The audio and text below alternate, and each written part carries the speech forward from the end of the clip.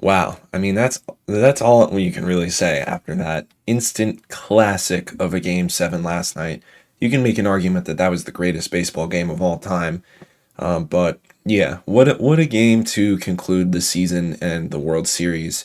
The Dodgers ended up having one of the most improbable comeback, or not improbable, but it was like a crazy comeback in the ninth and in the 10th, to win the World Series and to break the hearts of the Toronto Blue Jays, which, as a Yankees fan, makes me very happy. But ultimately, today, now that the World Series is over, we are going to be getting the postseason roster update in Diamond Dynasty, as you can see on the calendar, on November 7th alongside Finest. So today is going to be the final roster update predictions video, so let's get into it. Before we get into the video, make sure you guys become a channel member to receive exclusive perks such as roster update advice from someone who's made over 10 million stubs this year, one-on-one coaching, and access to the members-only Discord, link in the description. So I'm not going to give you guys any stats. I think that everyone generally knows who has done well and who hasn't. Like, I don't need stats to prove it because everybody's watching these playoff games. And I'm going to start with Bo Bichette. I think that Bo Bichette has a chance to go diamond, even though he only played in the World Series. He had the 3-run home run last night, which would have made him a legend. I think it still kind of makes him a legend, but he had the 3-run home run last night. He had been hitting very well across all 7 games of the World Series, obviously, playing through another injury.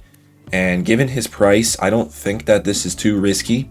Ultimately, you're risking around 265 stubs per Bo Bichette that you would buy. But again, the problem with Bo Bichette every time he is a candidate for Diamond is his defense really holds back his overall. I think that he could use a power upgrade versus righties, which he kind of did, homering off of Shohei, who was a right-handed pitcher. I think it could go up. I think his contact could go up as well.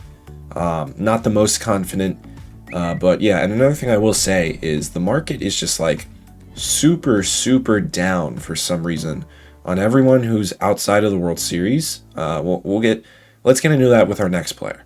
So the next player is Jackson Chourio, and what I was talking about earlier is like, obviously the Brewers got swept in the NLCS. They haven't played in almost 2 weeks now. Jackson Chourio is quick sell. Like, there are not many guys who are above quick sell.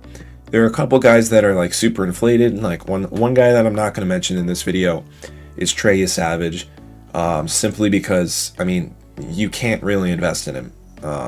He's at 1,000 stubs. He's at like the max you can put a buy order in for. He's obviously going to go up and you'll make stubs, but you're waiting in line just for orders to go through. So I just wanted to point that out. But yeah, Jackson Chourio, I truly feel like he was like the only guy outside of Caleb Durbin and just Caleb Durbin. I think he was the only other guy who even bothered to hit against the Dodgers. But especially in the NLDS, this guy was electric, hitting multiple home runs, just propelling them to the NLCS, having them win their first playoff series since 2018. Next up, we have Kevin Gausman, and I think that Kevin Gausman is one of the safer investments in this video. He's only 15.27, so you technically won't be making stubs if he goes to an 84, but you'll practically be breaking even. It's only a 27 stub difference to the quick sell of an 84. But Kevin Gausman, I think he should surely go diamond. I mean, he had a great postseason all around.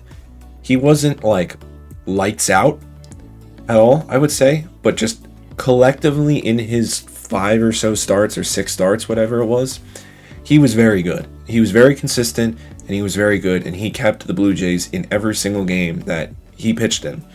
And he also has the track record in the past, and I think that given the room to grow on the per nines, I think that he should go to diamond. And given the price on Gausman, I think that this is a good investment. Now moving on to Andres Munoz. He's actually not quick sell. He's a little above quick sell, but you'll be making stubs if he goes to an 84. Andres Munoz, this was one of the worst managerial decisions in the playoffs by Dan Wilson in Game 7 to bring in Bizardo instead of Munoz with Springer up and guys on second and third. That cost them their season, in my opinion. And I think that just given how well Munoz was pitching in the playoffs, he was fully rested. He didn't really pitch that much in the ALCS for some reason. He pitched a lot in the ALDS, but collectively as a postseason, he didn't give up a single run. He was striking guys out. He wasn't walking that many guys, and for that alone, I think that he should go diamond alongside Gosman. I think that he's safer. I think he's safer than Gosman because he only needs a +1 to make stubs. With Gosman, if he gets a +1, you're basically breaking even. And then obviously if he goes diamond, you'll be making a lot of stubs. Now, Ernie Clement, I don't know if this is like a great... Okay, you know what? He's very expensive. He's one of the most expensive guys. I think he is the most expensive guy on this list. He's at 2,600. So if he goes to an 85, you'll only be making +400 stubs. I think that he's a lock for diamond. If he only goes to an 84, I think that that would just be insane. I mean, Ernie Clement, this guy pissed me off so much when he was playing the Yankees, and when I was hate watching the Blue Jays after the Yankees lost to the Blue Jays. But I mean, he has 67 contact versus righties, and he set the single postseason record for hits in a postseason. He had 30 hits in the entire postseason. Most of his hits were singles, so I wouldn't be shocked if the power didn't get a huge increase, but he had a couple extra base hits, and I think that most of his work was against righties, which, 67 and 33 have a lot of room to grow. And obviously his clutch will go up. I think it comes down to if he goes to an 86 or above, based on whether you invest or not, because 85 should happen, but you're only making 400 stubs per, and you're risking a lot. Next up, we have Josh Naylor. He's another guy who is actually above quick sell value. He's at 1,500, so the quick sell of an 84. So if he goes +1, you'll just be breaking even, and you won't lose any stubs. If he goes to an 85, you'll be making like a lot of stubs. You'll be making double. You'll be making 1,500. But yeah, I think Josh Naylor was a huge addition for the Mariners. He was very, very good for them in the playoffs. He had big hits. He had 1 home run, I think, in Toronto.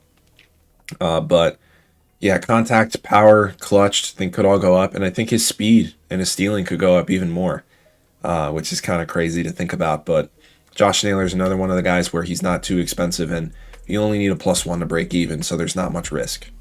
Next up is another guy who is just quick sell because everyone's kind of forgot about him. It's Michael Busch of the Cubs. He's at quick sell for 900, so there is literally zero risk. There is no chance in hell that he is going to go down. If that happens, that is legitimately like insane. He's not going to go down, okay? So there's literally zero risk to this investment. If he doesn't go up, you gain 0 stubs and you lose 0 stubs. So it's like you did nothing. Michael Busch was so much of that Cubs offense, at least in Milwaukee. When they were playing at Wrigley, they were doing well collectively as a unit. But it felt like on the road when the Cubs were playing in Milwaukee, Michael Busch was like their whole offense. But yeah, I mean, I think he had 4 or 5 homers in their 8 games.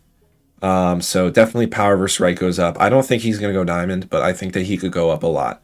I think he could go up to like an 84 strictly off of like a power and clutch increase.